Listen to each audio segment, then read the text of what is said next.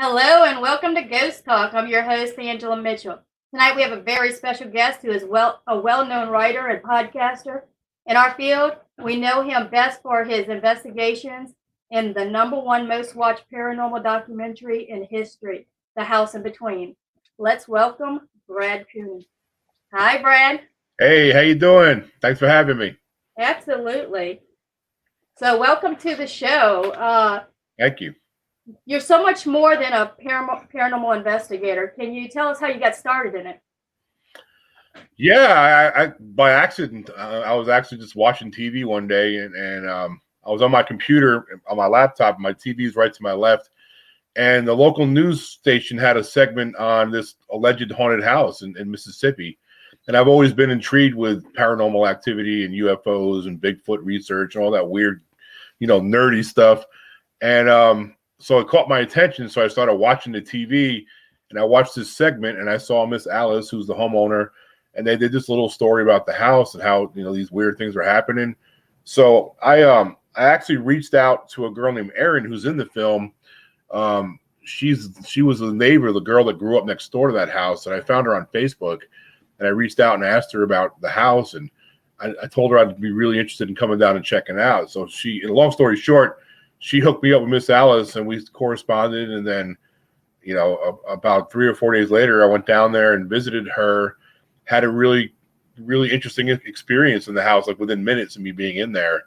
And I haven't looked back. I mean, that was a little over 5 years ago. Oh. And that's how I got into the field. And I basically hit the paranormal lottery, to be honest with you. I just happened to be, walking to like that house for the first one. Nice. So are you involved in any other investigations now, or do you have any plans for the future coming up?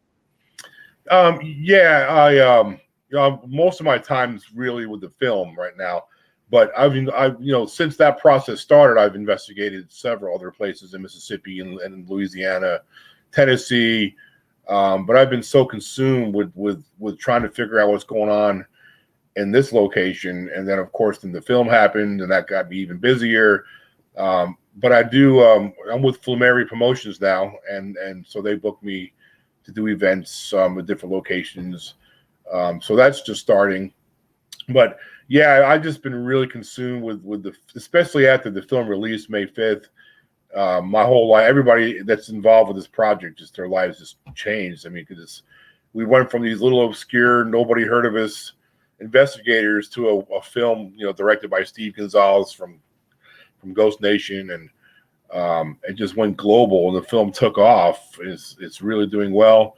So everything's changed, man, since that came out. So I'm going to try to get some more time in 2021 to start investigating some other locations and expanding my my places to where I can go check it out. So yeah. Yeah, absolutely. I mean, you hit the mother load on that one, your first investigation, and it's now #1. Yeah, really. I mean, the house is really spooky. I watched the documentary, but for the people that haven't watched it, could you tell us a little bit of what you witnessed in the house? Oh, geez, just almost everything as far as paranormal. The one thing I have not experienced is any full body apparitions. I haven't seen any of that, but disembodied voices, EVPs, things moving that shouldn't move, things defying physics. Temperature fluctuations, barometric pressure drops, light anomalies, and I'm not talking about through video. I'm seeing with your naked eye, light anomalies, things like that. Just weird sounds and knocks, whistles. I was touched once in 5 years, so it doesn't happen a lot, but I got tapped on my shoulder in the upstairs loft one day, and it is a pretty startling experience. But yeah, just pretty much everything, with the exception of a full body apparition. I haven't seen any of that. And for anybody that watches this documentary, you can see that y'all tried to disprove everything.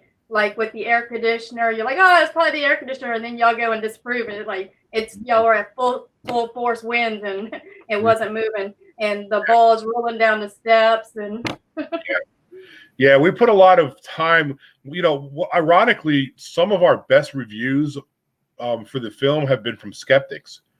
the skeptic world really appreciated our efforts to not make it just one biased paranormal, type film. We because we did this for a real reason, to try to help Miss Alice figure out what the hell's going on in her house. So we didn't, we left no stone unturned. We brought in world-renowned physicists and meteorologists. We brought in so many people to try to, so they can, look at it from their angle, and we can present that to the people that watch the film. So they don't just see a paranormal angle; they see, the whole spectrum of what could be, a reason for why some of the things happen in there. Yeah, and that's exactly why I really enjoyed this documentary. How was it working with John Bullard? Oh, John's great. I mean, yeah, he was there. He actually investigated the home for several years before I got involved. So he did a lot of work in there for probably 7-8 years before I even got there. And then, of course, when I started coming in there, I met John, and we did a lot of collaborating. We worked together for several investigations in that house. Experienced a lot of crazy things. John's a very, very gifted investigator. He's really good at what he does. He's thorough. So we kind of really complement one another. I have my style, he has his style, but they mesh together though. And so yeah, I can't speak highly enough of John. Awesome. And what can you tell us about Miss Alice Johnson? Like, how was her personality? Yeah, Alice Jackson. Her last name is Jackson. Yeah, she's I mean, she's one of the most unique people I've ever met. She's an amazing person. She's really humble, and she's extremely intelligent. She's a retired psychiatric nurse. I mean, she's very, very intelligent. She's very selfless. She's so giving and kind, almost to a fault. I get nervous sometimes because she doesn't know how to say no sometimes, and it makes me a little bit nervous. So we're very protective of Miss Alice. She's our queen bee. She's like the mama of the whole team here. So, well, yeah, she's an amazing, amazing woman. Yeah, that's great. So, one of the things, the light that she saw in the bedroom, could it possibly be something different than spirits, like a portal or a vortex? Have you ever discussed things like that? Oh, several times.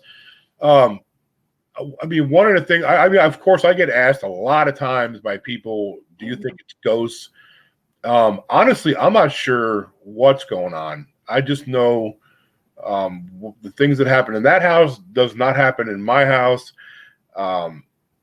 The theory that could be interdimensional.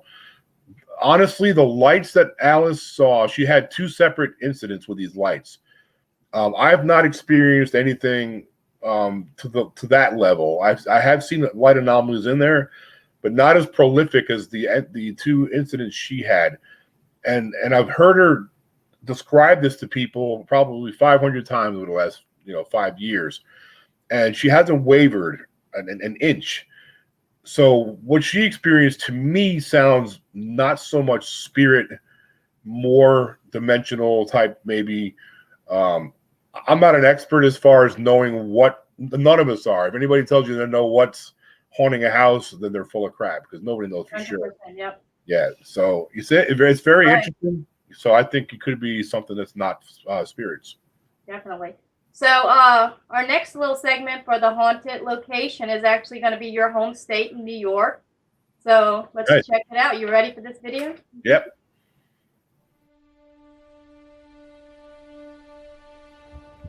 Hey, what's up, everybody? It's Dan Klaes. I am here live at the Hinsdale house. I just wanted to give you all a quick little tour, mini tour of the house prior to the show. So here you go. We are on the outside of the house. You can see it's dark out here. And I wish the skies were a lot less cloudy, because we probably would be able to see some of the northern lights tonight.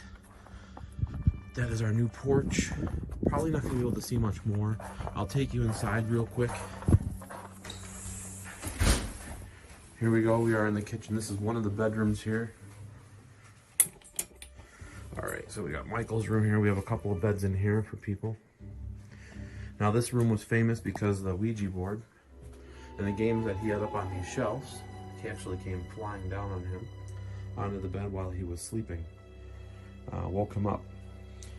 Pretty interesting place. We are in these are my 3 beautiful children. Say hi. Say hi, everybody. Hi. Kitchen here. This right here is the living room. Right here in the living room, on this very floor, is where they performed the exorcism, the live structural exorcism at this building. They brought a priest in, Father Alphonsus Trubolt. There's a picture of the priest, and performed the exorcism here. Mr. Paul Kenyon, who was here during the exorcism, signed the wall for me. April 13th, 1974 at 8:42 p.m. We'll talk more about this on the show. Now this actually was a bedroom. Over here you can see where the wall used to be for the bedroom. This was Beth's room. We named all the rooms after the Dandy family kids. So this would have been a bedroom here. Oh, and there's me. I'll turn the light on when I get up here. All right, so here we go. This is the master bedroom. There's a rat. Not like a rat, but Oh, those are just trigger objects. oh, See, because there's a camera right here. what's that one? This is Mary's room. It's a bedroom. Don't touch these. I thought that was Mary's room. That's Laura's room. No, no lights upstairs except for that one. Oh, see? We'll talk about all these rooms on the show. Hold on, who's this one? This is the only closet in the house. Something happened in this closet too. Did Ethan get grabbed in there? And there's your mini tour of the house. We'll talk a lot about this place. Hey, Daniel, welcome to the show. Hey, thanks for having me. So those are some beautiful kids you got there. Thank you. The house. What happened in that closet? I'm curious. Many people have been. It seems like their energy shift into that closet. Many people have been utilizing that closet for scrying, experimentation, and it seems like a lot of activity happens in the only closet in the house there.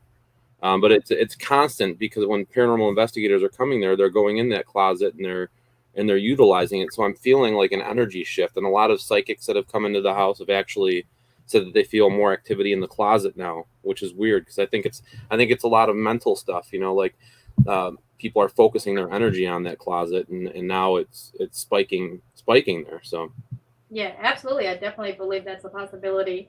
So, I read somewhere that they actually had a hanging tree in the yard. Is that true? yeah. So Something about the property was originally 100 acres. On the northeast corner of the property, there was the town of Hinsdale's hanging tree. That was brought up in the 70s a lot with spirits that were roaming the property. They associated a lot of that with the hanging tree. You know, there was a psychic that they brought in 1973, Alex Tanis, and he had visions of a girl that was hung wrongly because she committed adultery, and the fact was she was married. I mean, I haven't been able to find any proof of any of that. There's a lot of folklore associated with the house and the property, but there are a lot of actual deaths that had occurred there. And we've also found a lot of artifacts that would suggest that there were Native American ties to the land and property as well, Indian burial ground on the property. And it's pretty interesting. So what made you decide to purchase this house? The house drew me in as a paranormal investigator. It was a location that we went to as a team. I didn't even know about the house really when I first went there. My teammate kind of gave us the information when we got there, and I was a little pissed. I'll be honest, because it was the site of a structural exorcism that wasn't, the cleansing didn't work, and that's something kind of a mental thing that I would have wanted to ground myself with, knowing that had occurred there. But the night the first night we were there, we just had so many things, unanswered things happen. It just really kind of sucked me in. I wanted to know more because I'm used to going to places, sitting there for hours on end, and and maybe lucky if I get an EVP or lucky if something happens. And at this place, it seemed like every time I put down a device or anytime I tried an experiment, it felt like it was trying to talk back to me. So I started like researching the location more. And it went into a default with the bank again, and they were preparing to tear it down because of the disarray of the location. And I had a personal experience there when I was saying goodbye to the house. I felt like so many synchronicities fell into place, and I ended up purchasing it and starting the renovation process. So in a way, the house kind of picked you, huh? Yeah, and it's funny because speaking with Clara Dandy, she was the family that moved there from Buffalo in the 1970s that were tormented, and she lives in Oregon now, in Florence, Oregon, and I've flown out there a few times to speak with her and to hear everything coming from her own word, from her own mouth, all the things that have happened to her family. It's pretty compelling just to see it all, And a user question, where have you gathered the most information at the Hinsdale house? Was it in the closet, or did you find it? Oh, no, we've been actually keeping track of, we've been documenting where in the house it's trying to see what would be the most active location.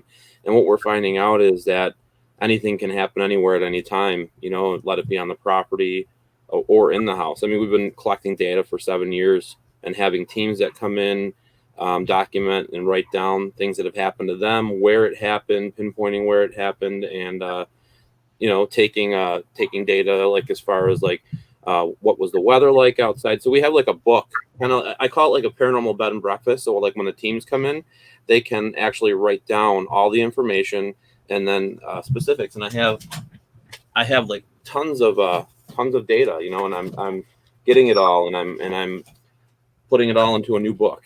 So it's going to be like, these are the team's experiences. This is what happened to them. It's not like I'm trying to, say that, hey, this is haunted and you should come here. I mean, it's. We do the same thing. That's smart. That's smart that you're doing that. We do the same thing here. We have a logbook, and the teams and the investigators and the guests they'll document whatever. And we ask them to actually to put the times down for us so we can review.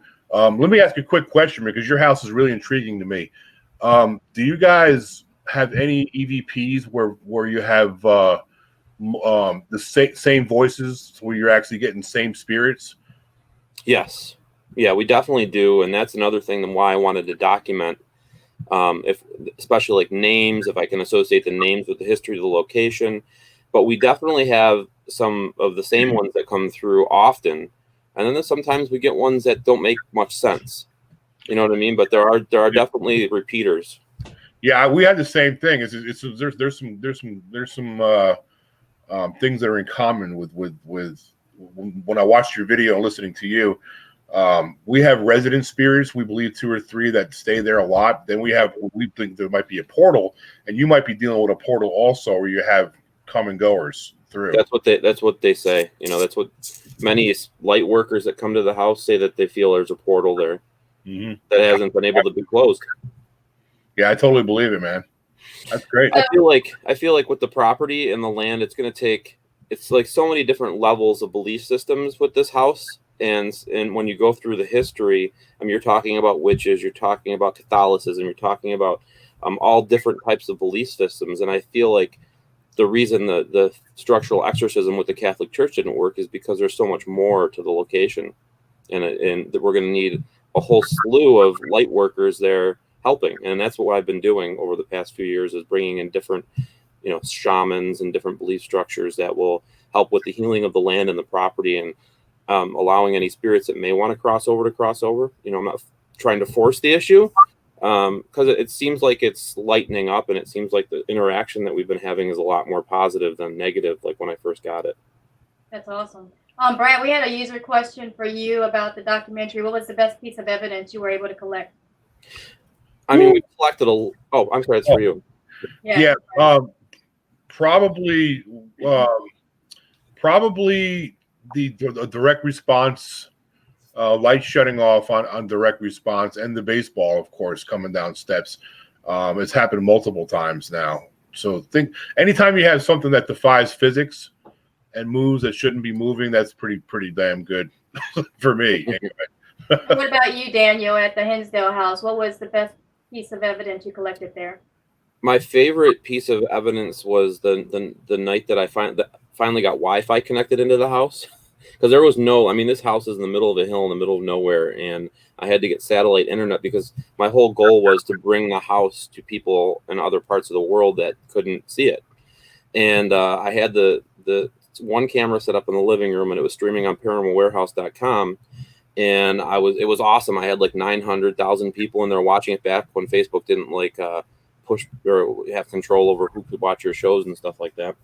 And I was talking in the chat room, and I fell asleep on the couch, and then my phone started blowing up, and I was like, what's going on? You know, it's like 3 a.m, and I looked at my phone and getting all these pictures of what looks like a shadow walking across, sliding across the kitchen. And I was like, my God, the first night I have this camera up, and look at that, you know, like we got the holy grail of shadow figures walking through the kitchen here. And it was amazing. I mean, it brought chills to me, because this is what I wanted to have the camera up for, so people could see for themselves all the stuff that's happening there. I mean, I've had a lot of personal things happen there, but that was the most exciting for me to allow other people to experience it from a different place. All right, so Daniel, what was the worst thing that's happened to anybody there? Did anything negative happen to anybody personally? I mean, in the time that I've owned it, yes. There's been a couple situations where people have really gotten engulfed with the location. Like, that's why I have a lot of assistants and a lot of helpers with the location, because I know you can get. It's kind of like Gollum with the ring, you know. You can get over exhumed with a location, and there's been a couple people that just wanted to keep coming back week after week after week, and it got to the point where he was it was bad for him, and there was also a situation we had to actually have him leave the location for about 2 months, and wow. Just because it was just, you know, he was just so infatuated with the location, and it wasn't a good positive thing for him. Yeah. We also have had a circumstance like during Paranormal Lockdown when Nick Groff was there, where and the energy followed him home to his house, and he had it was weird because I felt lighter in the house after Paranormal Lockdown was done filming there, and you know, at that point I wasn't really close friends with Nick, but I would talk to him here and there, and that night I was doing a tour with a small group, and I had a geobox going in the living room.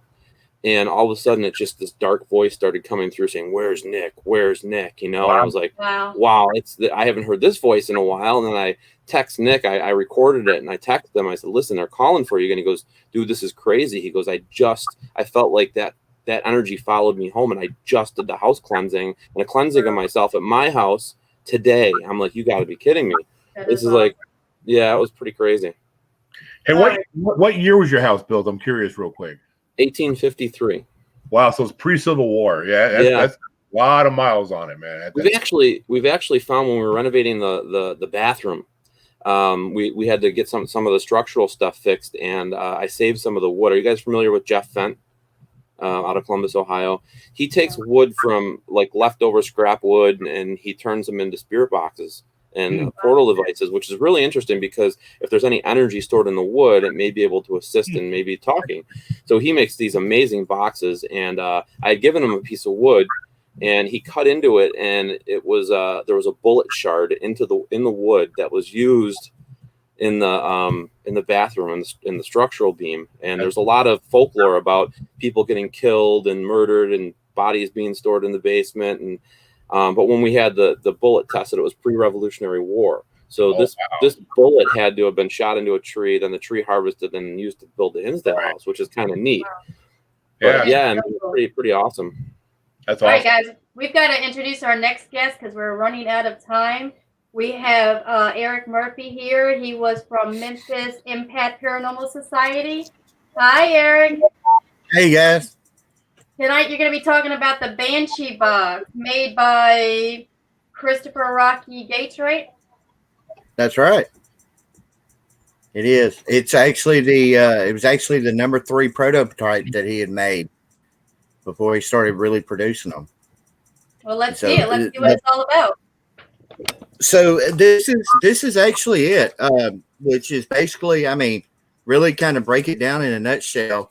It's actually nothing but just a regular, what we call a lunchbox amp with a couple of guitar pedals and a noise gate pedal.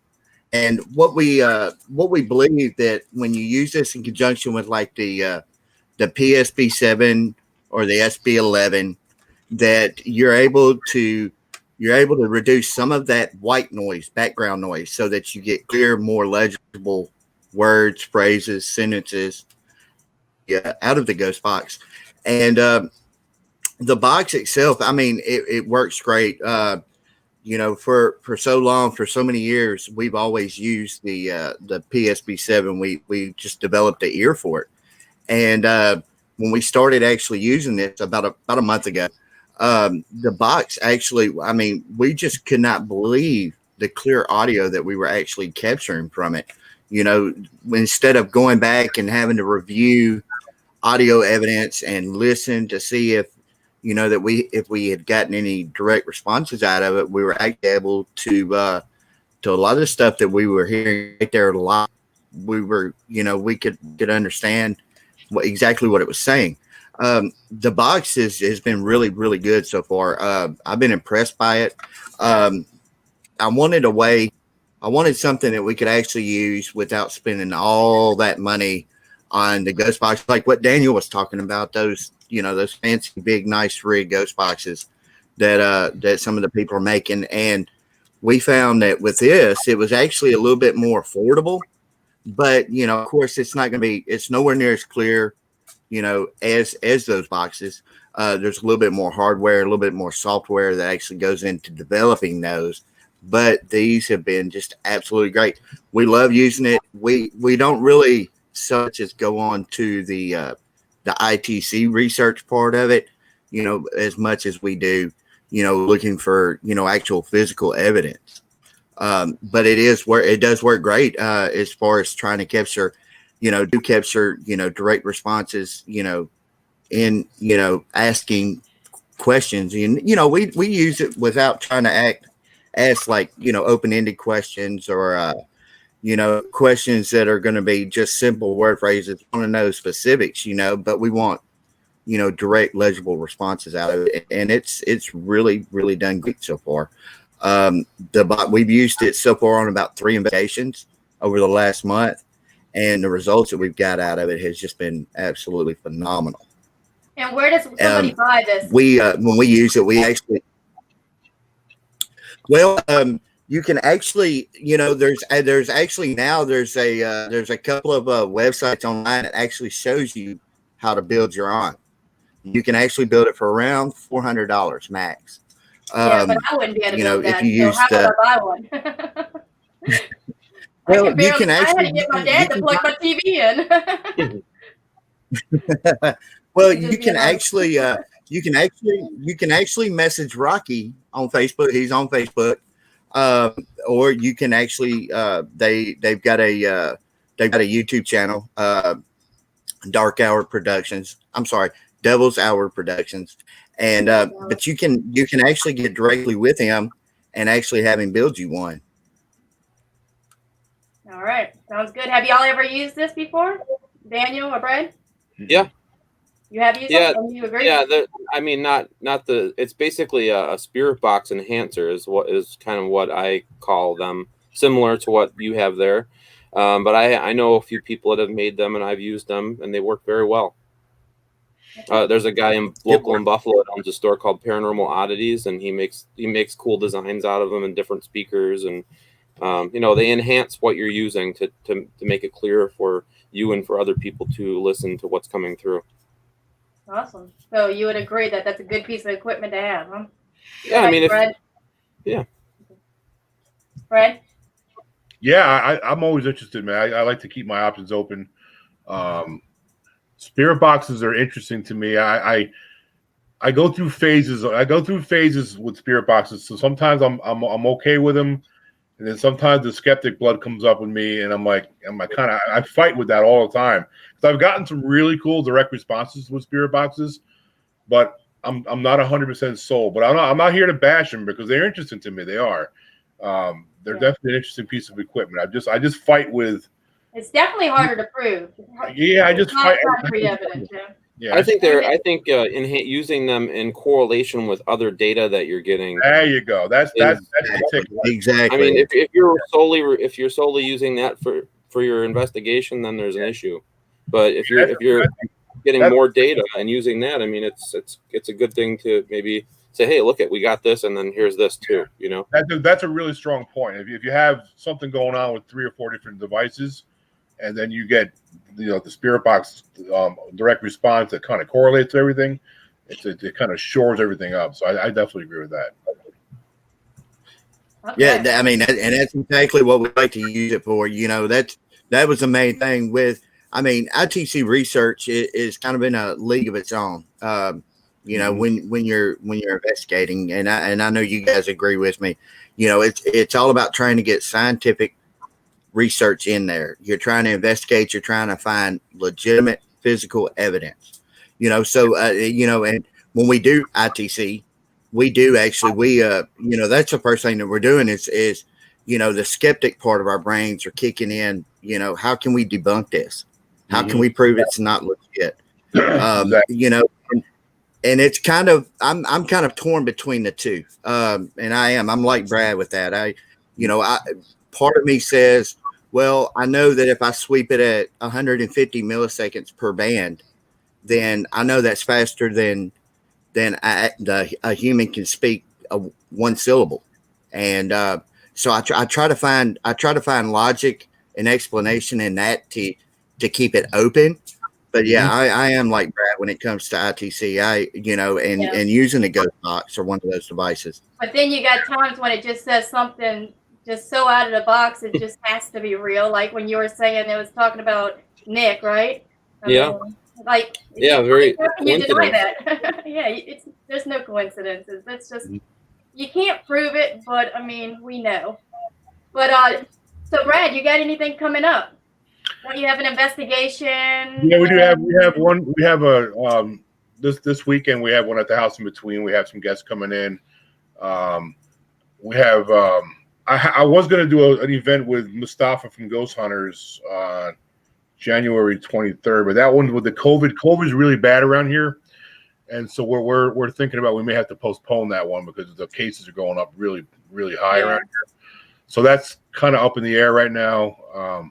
But yeah, we're always, you know, once we can get this COVID out of the way, man, we're going to be taking off in 2021 for sure. But right now, it's touch and go and everything. Yeah, I definitely feel you. I'm next door. I had to go take a COVID test to get back to work yesterday. Exactly.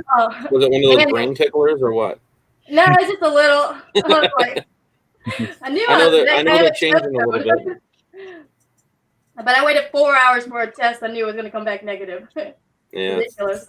But I mean, it is what it is. So Daniel, you said you had a book coming out, or you're not started, or where's that at? No, I'm almost finished with it. I'm co-writing it with my friend Angela Val. She's actually a really amazing author, and she's basically stayed at the Hinsdale house many times, and then she stayed for a week. So she's writing about her personal experiences in the house. I'm updating people on history and using some of the data that I have to shoot out to people as well from my follow-up to my first book that I wrote. Because a lot of things have changed since I wrote my first book because, you know, information changes, information that I've collected, I thought I was getting the right research on, changed, and found that I had made some mistakes. You know, things happen when you're doing research, and, you know, as long as you're trying to correct your ways and try to get the right information, that's all I want to do is give the right information out to everybody when they're coming there. Wait, anything else going on with you, or anything else you want to announce?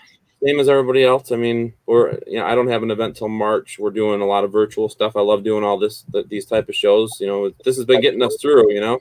Yeah. But you know, I'll have, depending that everything goes through, I have a lot of big cons booked coming up for 2021, like Michigan Paracon, Mid Michigan Paracon. We got the New Jersey Para-Unity Expo coming up in New Jersey. I'm going to offer a gig to fly to England and talk in the UK next year, which I'm stoked about. We just signed on with Flumeri too, the Ghost Finders, my group. So we'll hopefully get some gigs through him too, as a group. So I'm so excited about all the potentials. But you know, until this gets under wrap, it's tough. You know, we've had to cancel a lot of stuff this year. Yeah. So We all did. I want to mention real quick that I'll be at the Texas Paracon. I'll be there with you, Brad. Looking forward to that. Yeah, it looks like a good show. Yeah, it really does. And Eric, what about you? Got anything new coming up? We actually do.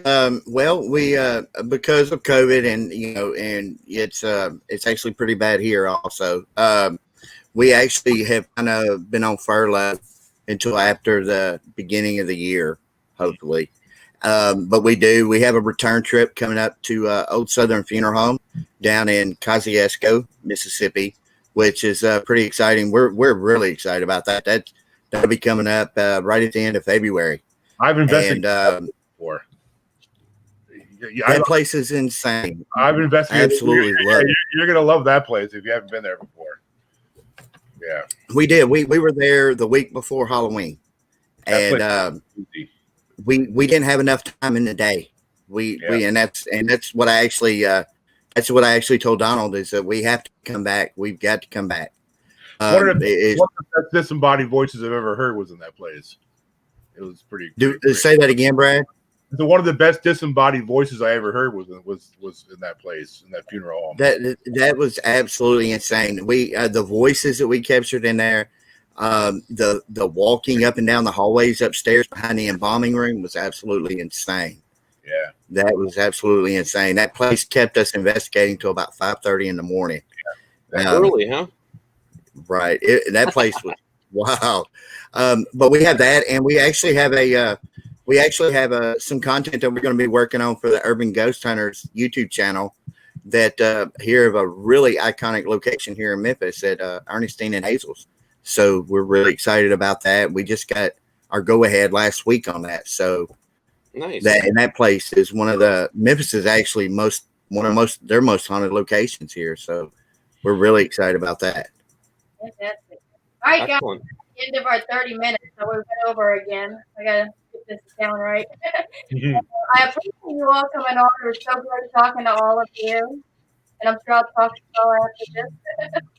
All right, y'all have a great night. All right, thanks a lot. You so much for the powwow. Nice meeting you guys. Yeah, nice meeting you guys. All right.